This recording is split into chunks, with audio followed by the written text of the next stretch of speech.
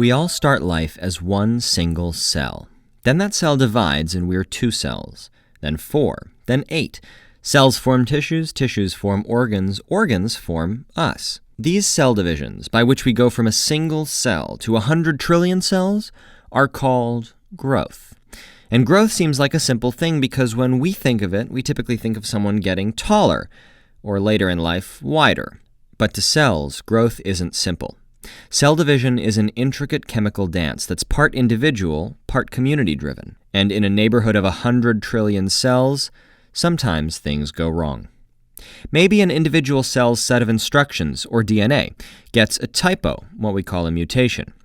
Most of the time, the cell senses mistakes and shuts itself down, or the system detects a troublemaker and eliminates it. But enough mutations can bypass these fail-safes, driving the cell to divide recklessly. That one rogue cell becomes 2, then 4, then 8. At every stage, the incorrect instructions are passed along to the cell's offspring. Weeks, months, or years after that one rogue cell transformed, you might see your doctor about a lump in your breast. Difficulty going to the bathroom could reveal a problem in your intestine, prostate, or bladder. Or a routine blood test might count too many white cells or elevated liver enzymes. Your doctor delivers the bad news. It's cancer. From here, your strategy will depend on where the cancer is and how far it's progressed.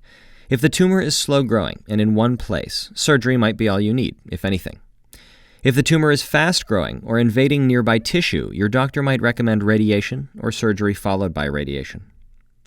If the cancer has spread, or if it's inherently everywhere like a leukemia, your doctor will most likely recommend chemotherapy, or a combination of radiation and chemo.